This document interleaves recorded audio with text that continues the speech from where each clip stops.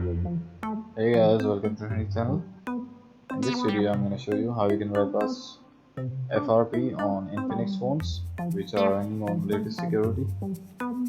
So watch the video till the end and follow each and every step. So here you go.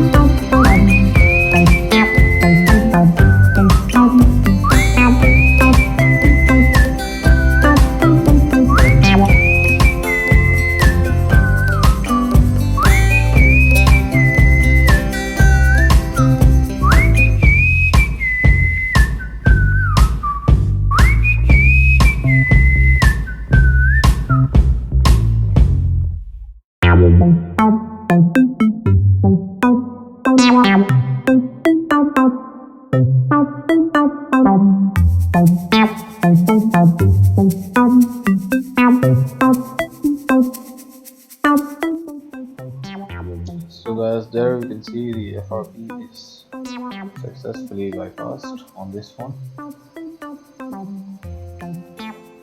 You can bypass FRP on every Infinix phone running on the latest security. So that's all in this video. Bye for now.